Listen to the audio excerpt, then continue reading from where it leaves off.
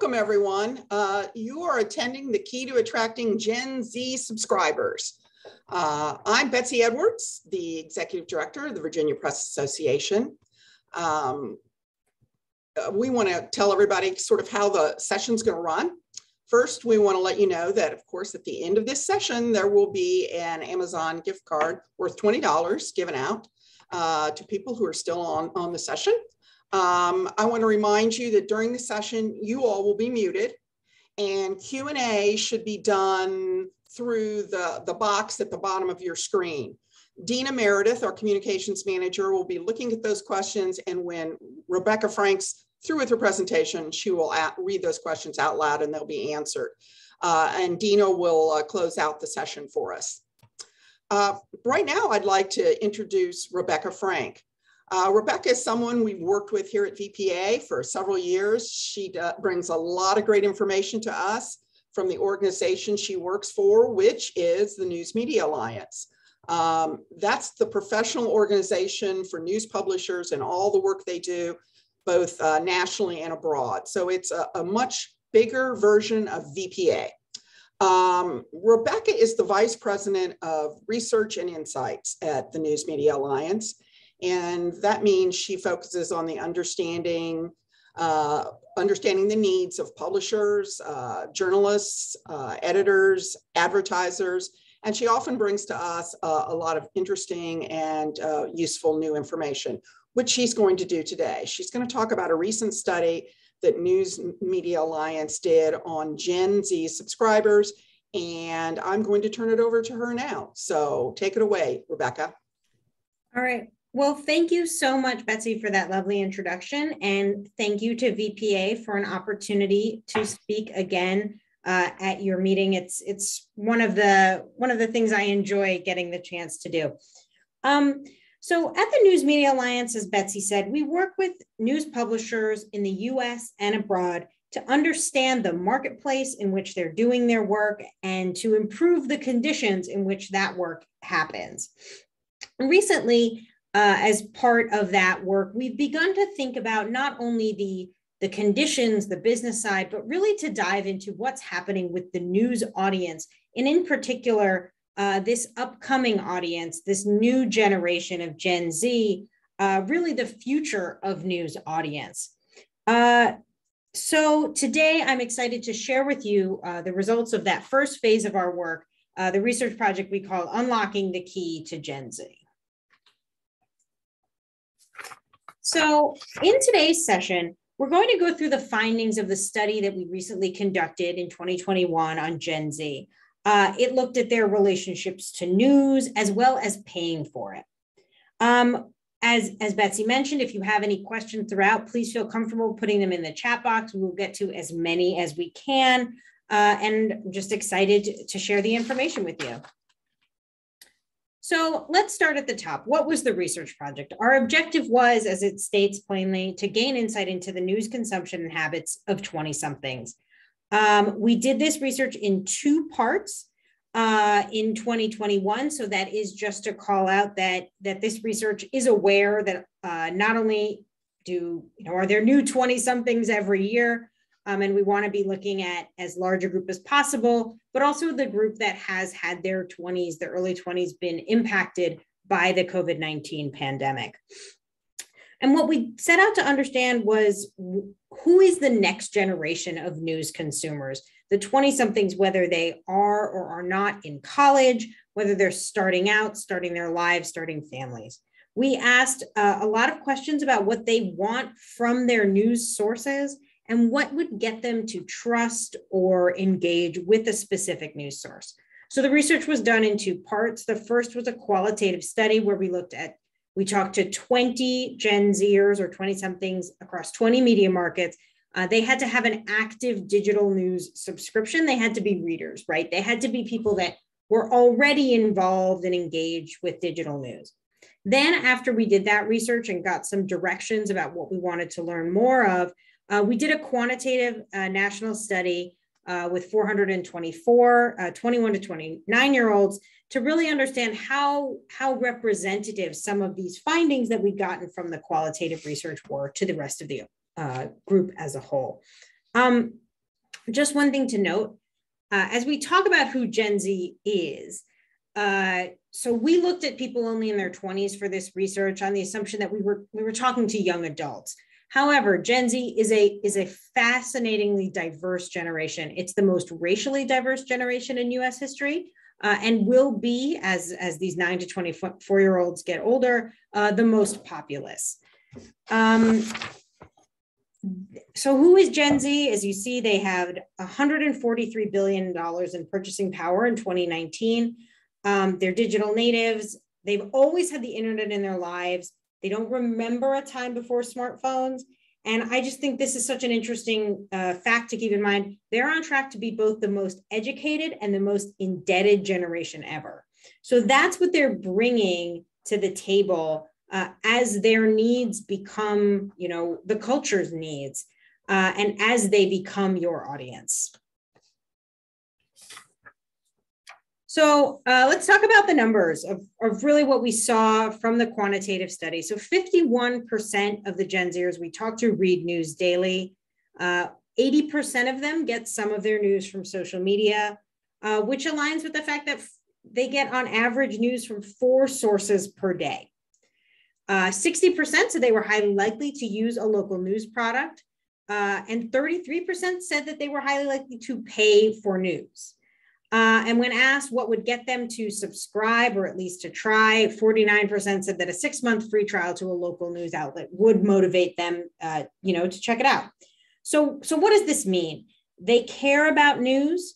A statistically relevant group of them are interested in paying for news.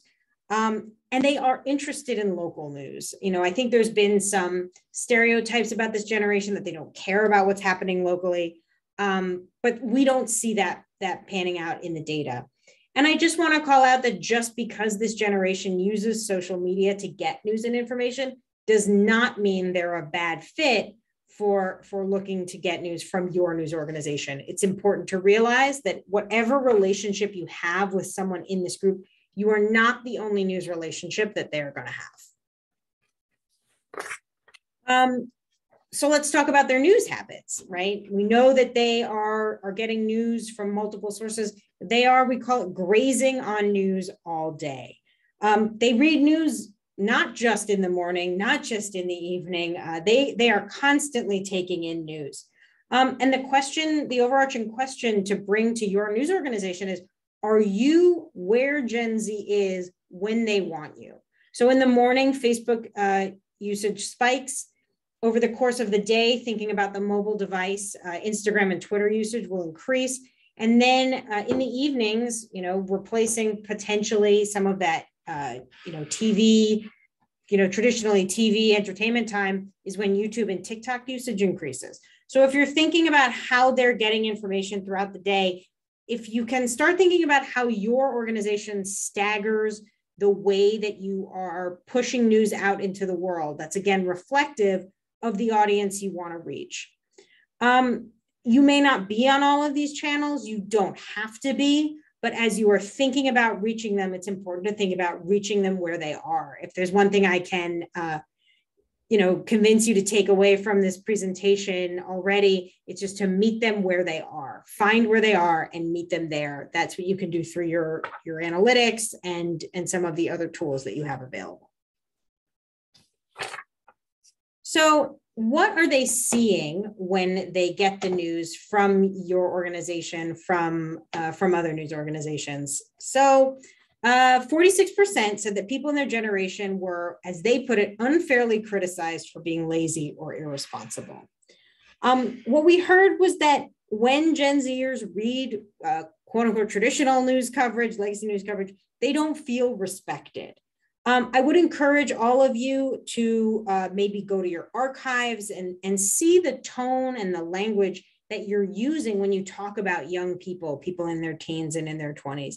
I guess I would encourage you to seriously consider how you've discussed them, how you talk about people in their 20s, and whether you would consider building a relationship with someone who spoke about you and your cohort in that way. The research that we did, we put into a white paper as well as this presentation. And in the white paper, there's a quote from one of the respondents that said, if your barista talked to you this way every single morning, the way that news talks to Gen Z, you'd find another barista. It's hard to build a relationship with someone who doesn't respect you. And as you're thinking about building a relationship with Gen Z, it's not just about what they think of you, it's about what you think of them.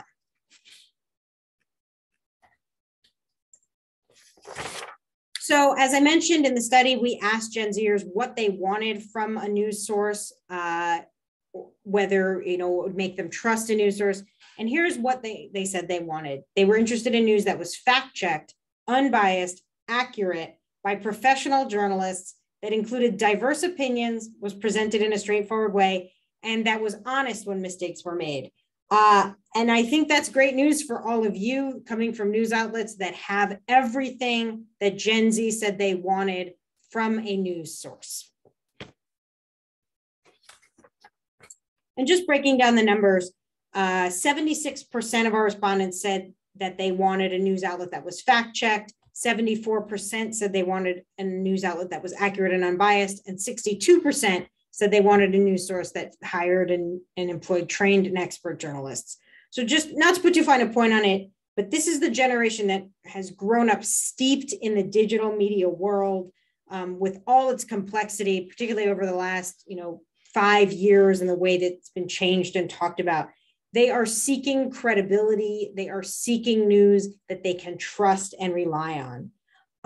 The bigger question, I think, for many news organizations is, does Gen Z know that you and the outlet that you represent have what it is that they're looking for? Do they trust you when you tell them that you have what they're looking for? So in our research, we asked again sort of what they liked and disliked about different media sources and what they would like to see in their news source. So when we asked them what they liked, 62% said something important to them was that brands and companies were authentic, spoke with an authentic voice, not being phony. I think that's so important, particularly for outlets that are talking about, journalism and the truth. So I think that there is really an opportunity to show this generation, again, that you're doing the work. Other issues that were important to them, I just thought it was interesting to bring up. 59% raised the importance of family and 56% said the importance of voting. This is a generation that has seen the world change a lot, and many of them would like to see it change in other ways. Similarly, we asked them what social issues were of highest importance to them.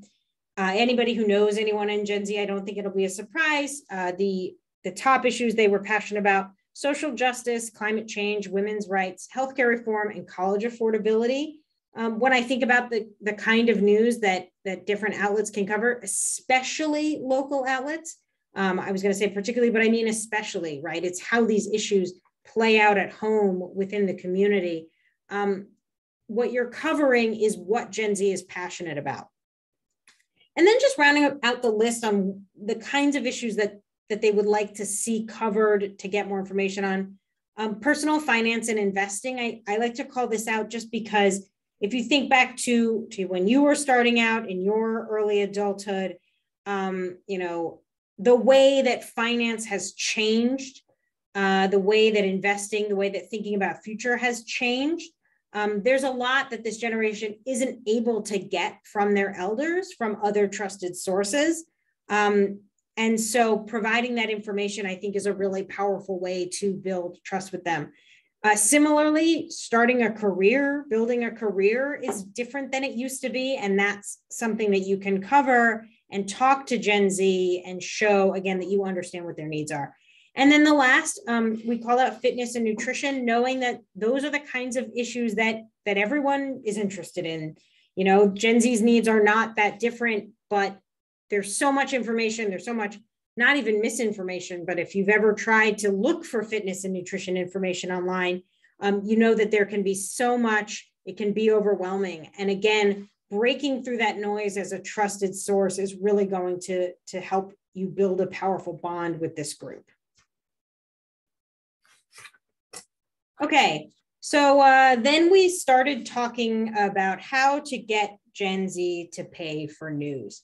A brief aside about myself. So I am firmly, by kind of all the calculations, born in the millennial generation.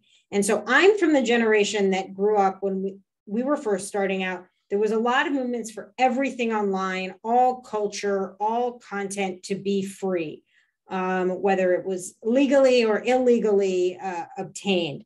And so my generation has a harder time paying for content. But Gen Z, they've grown up in an era where there has always been a clear understanding that you can go online and get paid content, whether that was from Netflix or Spotify or some of the gaming sites, that there would be a direct relationship, that paying for the information that you're bringing in, for paying for the entertainment that you get, that those transactions were understood, that they were real. And they're used to it. They don't need to be told, hey, we're doing this work, you need to pay for it. Again, it's about telling them the story of value. We have information you can trust. This is information that's real, that somebody's making, that is worth investing in. You don't have to convince them, hey, you should be paying for anything, including us. And so that is one thing just to call out. There's a generation that understands that you pay for things online. So what are the specific ways that you can convince Gen Z to pay for news? So, just for one thing, be brief and use compelling visuals. This is a generation that is, again, highly steeped in social media, understanding what content is going to be presented on social media, what's the best way to present that information, understanding the social channels where you are engaging. If you don't have a good understanding, or you don't think that a story will perform in a social channel, then that's not the right channel for it. You don't have to be everywhere. You should reflect an understanding of how best to use that channel. Similarly, as I mentioned before, thinking about your tone in the way you're talking about the target audience, as well as tuning into their passions. And by passions, I mean some of the causes that are important to them, whether it's entertainment or some of those major issues. We talked about voting, we talked about family. Tying back, specifically for this generation, how is this going to impact something like climate change, or how does this impact, something like voting? Tying the things that they may or may not care about, particularly in the local scene, not because they can't care about it, but because it hasn't occurred to them yet. And making the content that you make available to them customizable. So if you live in a region and you're new to a region and you want to learn about, whether it's events or real estate, that sort of a thing, making that content available to them and customizable is a real plus. That's something that they are used to in other settings. Then, as we mentioned again earlier, do what you do best. Show that you are credible. Tell your own story. Tell the story about how you operate and how you are earning their trust. And this is a challenge. I've spoken to some researchers before who say, the challenge with the news industry is they don't always like telling the audience about themselves. I think that's something we need to overcome, particularly in an age when the other things that could be taking people's attention are very good at telling their story. So that's something we as an industry need to improve to best break through the noise. So in terms of Gen Z specific needs, we talked about snacking on news all day long, and we do encourage considering how, when, and where you're posting, and how, when, and where you're sharing, and thinking about the best way to tell the story again for the channel. And just as I mentioned, a personalized experience. Everyone talks about, the Netflix algorithm, it's like it knows me, they know me. You don't have to build your own version of the Netflix algorithm, but you are trying to talk to an audience that is used to seeing things tailored for them based on what they've already done. So instead of saying you want everything, say, hey, you've looked at this information. There should be other information that's related that, we think you'll find interesting and important.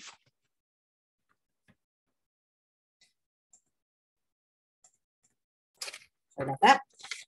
So this is one of the most controversial findings that we had in this research. Stop if you are currently referring to yourself as a newspaper, don't. It's a big problem for Gen Z. They don't think that it feels modern. They think it feels old-fashioned. This is just a generation that they don't want to get news in print, and they don't want to focus on print. They do equate a newspaper with both Killing Trees and Grandma's House. You're an online news outlet and should be talking about yourself in that way. You know, you're more than just a paper. Every organization is more than just a paper, and highlighting it can be a good way to turn this generation off, to make them feel like you don't think what is important is what they think is important. And this is really hard for some organizations, and we understand it. We're not saying burn your legacy. We're just saying you've evolved, and it's best to talk about yourself in this way. We also found, interestingly enough, just as an aside, that this generation didn't grow up many of them, obviously we're going to speak in generalities, didn't grow up seeing a newspaper at home. This is a generation for whom news had moved online. There was not a physical product anymore. So my generation, the millennials, we have like a legacy, connection to seeing the newspaper from our childhoods. Gen Z doesn't have that. It's not something that they want to be thinking about. All right, so as I mentioned, we talked to Gen Z and we said, what do you think news organizations should do to get people like you to subscribe? So some of these ideas, I don't think they are wildly original, which is fine, right? We're not saying you need to reinvent the wheel, but I do want to call them out here just because they might be something that you haven't tried or have been thinking about trying if you need that push. Offering discounts to students. This is, a great time to build a relationship and start it and keep it moving. And it also, it reflects that this generation is highly educated. They're also in debt. They're in student debt, but they're going to need information from your news outlet as they move throughout their lives. And so that's a great way to show you're meeting them where they are. Gen Z focused column or panel content, again, just showing them that you respect them, you respect their concerns. This question of crypto, we talked earlier about investing and finances. Crypto is super complicated and I don't really understand it. And so if anybody wants to explain it to me personally, I and many young people trying to understand, is this how I can, build wealth very differently from the way that my family did or didn't? Is this an opportunity for me? That I think is something that will really generate trust. Polling audiences isn't new, but polling audiences of Gen Z on the social channels that they're using, on topics that are important to them is important. And then the listicle, which again is controversial. I keep it in here mostly because I want to say, are you involved with your audience in any social, interactivity channels where shorter content is valuable? This is a great place, whether it's even just, boiling a story down to the bare bones, and then sort of just meeting them and saying, here are the facts you need to know. If you want to get more information, we're here for that as well. If you haven't, I highly recommend checking out, the Washington Post has a TikTok, which is a really funny sentence, and it sounds funny when I say it, but they do a great job of telling stories in a way that reflects, that they understand how TikTok works, but also drives back to the journalism. It's always driving back to the journalism. And so, a video that tells a story in bullet points is just a listicle that moves, and yet they are having great success because they are keeping the journalism at the fore. It's not just about being there, it's about being there and keeping the journalism in mind. So again, these are just general ideas. They did come from Gen Zers who have relationships with news and want to see more of this type of information. So with that, I feel I would be remiss and not living the findings of our research if I didn't encourage you to follow the News Media Alliance across all of our social media outlets. Fortunately, we are not doing the hard work of putting out news, so we post less frequently. But as you see, if we're trying to meet everyone where they are as well. And so thank you. I just wanted to thank you all for listening, for thinking about this generation, for thinking about how you can help your organization think about where they are. And I'm glad to take any questions that you might have. And again, thank you so much for this opportunity.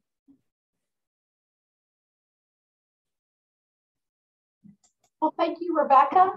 We'll wait a few minutes to see if anybody has any questions about what you've just talked about. Great. And I do want to call it, if anybody wants to get in touch with me and see the white paper version of this report, my email address is here. It's just rebecca@newsmediaalliance.org.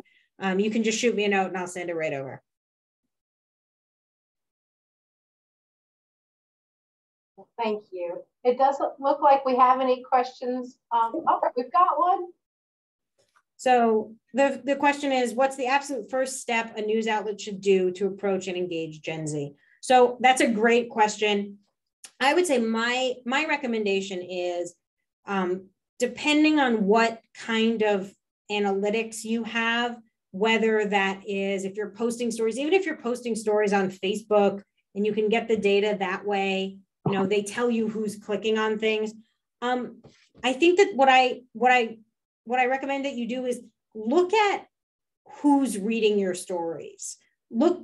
Just figure out, are you already reaching Gen Z? Do you already have a relationship with some of them? And look then at what stories they're reading, what information they are consuming from you, and use that to say, where can we take this? So really, I think the first step is finding out what relationship you already have so that you can build on. And if there is absolutely nothing, which I find very hard to believe, start thinking about what are the issues that young people in your area care about? If you started from the perspective of student debt, climate change, social justice, women's health, and started looking and trying to tell a story about Gen Z and then sharing it where you know that they are, that's a great way to start. And then we have in the other question box, just thank you. And thank you, Paul. I really appreciate it.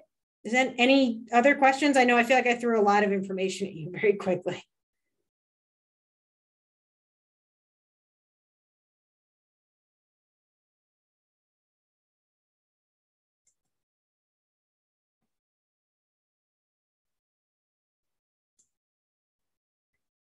Looks like that's about it, Rebecca. All right. Well, again, thank you all so much for this opportunity. And if anybody wants to see the full report, again, you can just email me. Well, thank you, Rebecca, for sharing such great information with us today. There are a lot of great takeaways that we can all use in the future. And it's good to know that we can reach out to you if we have any additional questions. Great. Wonderful. Yes, I want to announce we have our Amazon gift card giveaway. And Paula Otto at BCU is this session's $20 Amazon gift card winner. Paula will send you an email later with details, but congratulations.